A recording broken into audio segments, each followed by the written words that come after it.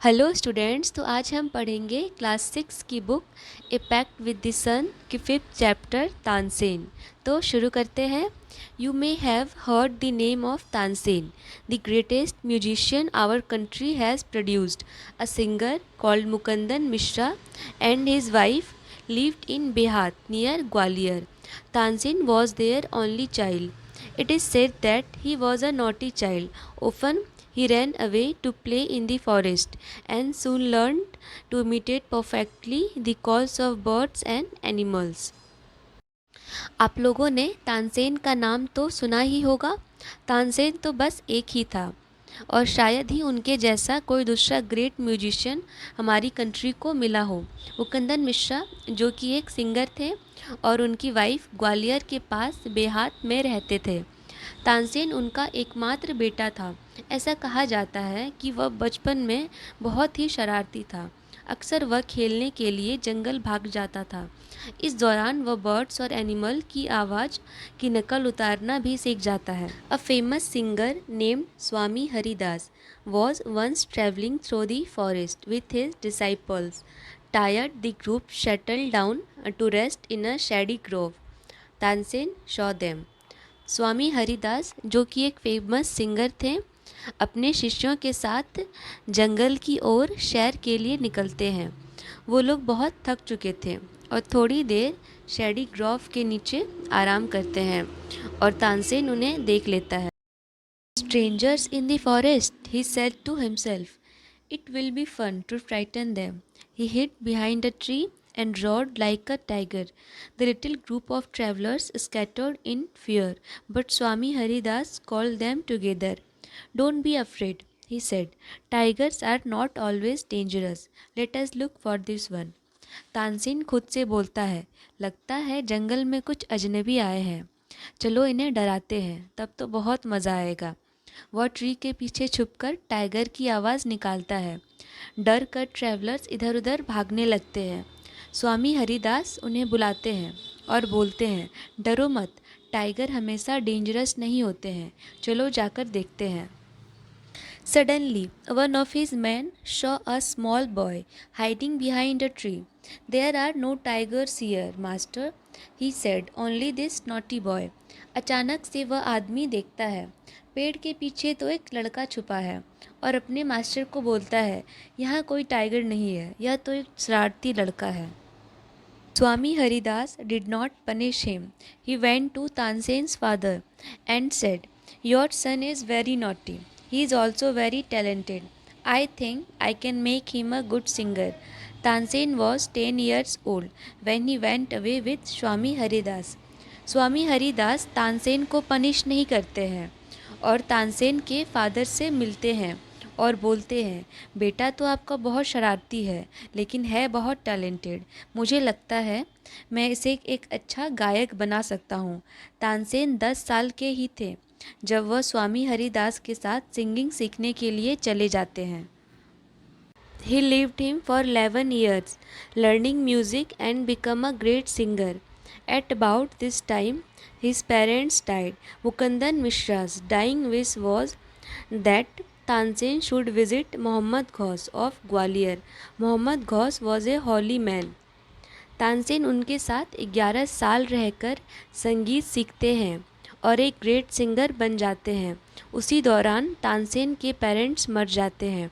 मुकुंदन मिश्रा जो कि तानसेन के फादर थे, उनकी आखिरी इच्छा थी कि उनका बेटा ग्वालियर के मोहम्मद गौश से मिले और वह बड़े ही धार्मिक इंसान थे। Mukundan Mishra had long been devoted to him and often visited him. While living in Gwalior with Muhammad Ghosh, Tansen was often taken to the court of Rani Mrignayani, who was a great musician herself. Mukundan Mishra लंबे समय से उनके followers रहे थे और उनको बहुत मानते थे और वह अक्सर उनसे मिलने जाया करते थे। जब तानसेन मोहम्मद गौस से के साथ ग्वालियर में रहने लगे तो तानसेन को अक्सर मृगनयनी के दरबार में ले जाया जाता था। रानी मृगनयनी भी एक ग्रेट म्यूजिशियन थी। There he met and married one of the ladies of the court.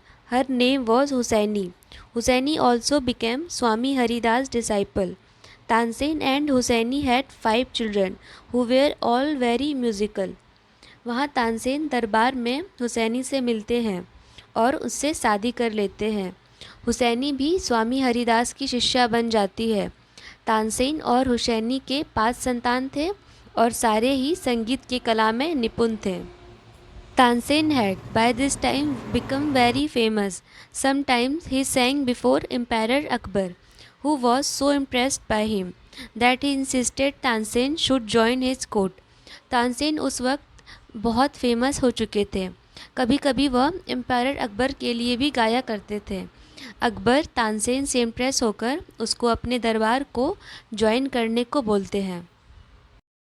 Tansen went to Akbar's court in 1556 and soon became a great favorite of the Akbar.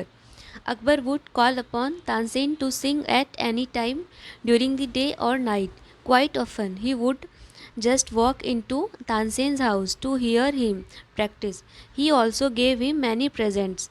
Tansen Akbar के दरबार में 1556 को जाते हैं और अकबर के चहेते बन जाते हैं। अकबर उन्हें कभी भी गाने के लिए बुला लिया करते थे, चाहे वो दिन हो या हो रात।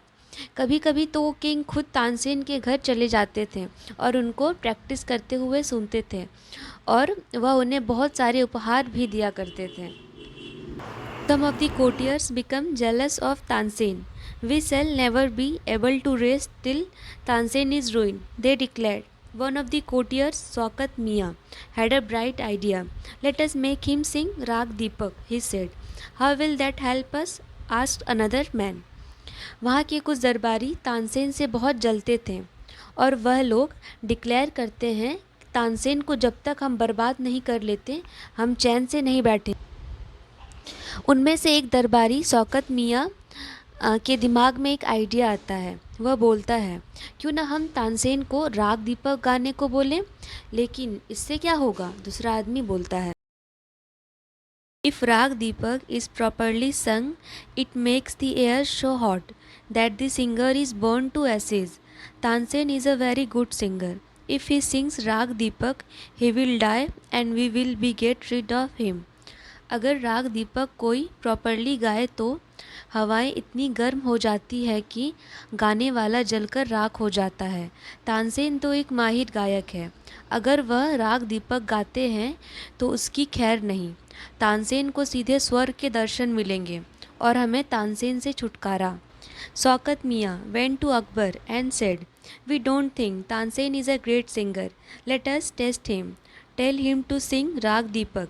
Only the greatest singers can sing it properly. Shaukat मियाँ अकबर के पास जाते हैं और बोलते हैं, हमें नहीं लगता कि तानसेन संगीत में माहिर है, क्यों ना तानसेन का टेस्ट लिया जाए।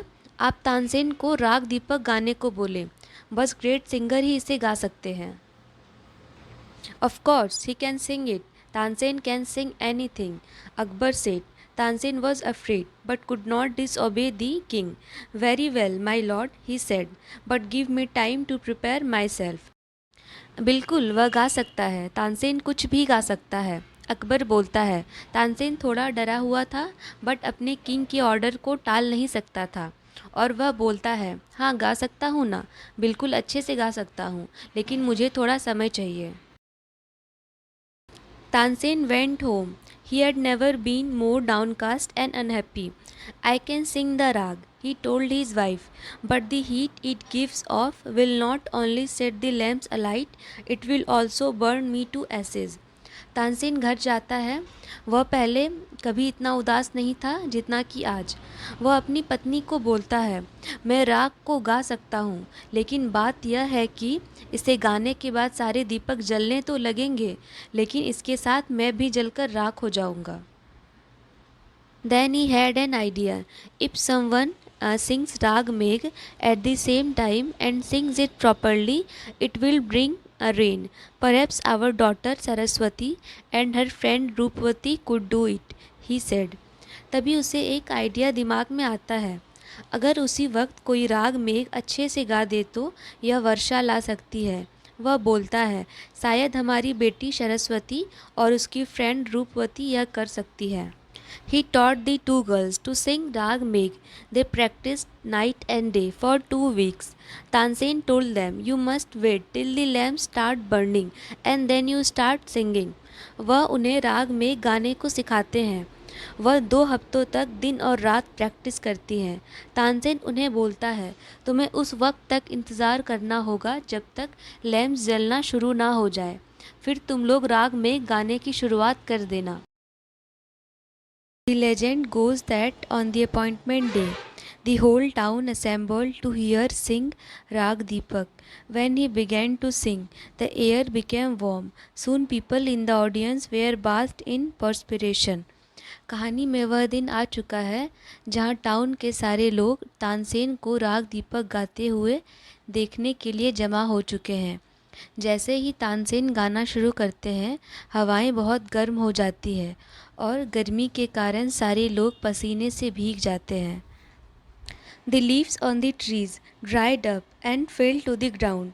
As the music continued, birds fell dead because of the heat and the water in the rivers began to boil. People cried out in terror as flames shot up out of nowhere and lighted the lamps. पेड़ के सारे पत्ते सूखकर ज़मीन पर गिर जाते हैं। तानसेन गाना जारी रखता है। इतनी ज़्यादा गर्मी के कारण बर्ड्स भी मरने लगते हैं और रिवर्स की वाटर बॉयल होने लगती है।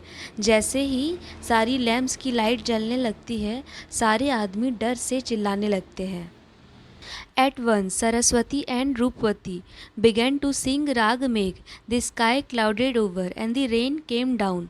Tansen was saved. The story goes that he was very ill after this, and Akbar was sorry that he had caused him so much suffering. He punished Tansen's enemies. उसी वक्त सरस्वती और रूपवती राग में गाना शुरू कर देती है और पूरा आसमान बादल से छा जाता है और बारिश होने लगती है और तानसेन की जान बच जाती है। इसके बाद तानसेन बहुत बीमार हो जाता है। अकबर को बहुत पछतावा होता है कि तानसेन को उसकी वजह से इतना कुछ सहना पड़ा। वह तानसेन के दुश्मनों को पनिश करता है। When Tansen got well, the entire city rejoiced. Tansen remained Akbar's court singer till 1585. When he died, he composed several new rags. Tansen's tomb is in Gwalior. It is a place of pilgrimage for musicians. Tansen जब पूरी तरह से ठीक हो जाता है, पूरी city के लोग खुश हो जाते हैं। तानसेन अकबर के कोर्ट में अपनी आखिरी समय तक यानी 1585 तक सिंगर रहते हैं। वह बहुत सारे नए राग की रचना करते हैं। तानसेन का मकबरा ग्वालियर में है जहां उसकी शेष को दफनाया गया है और इस जगह को म्यूजिशियंस का तीर्थ स्थान भी कहा जाता है। And now this story has ended up and don't forget to like share and subscribe to this channel. Thanks for watching.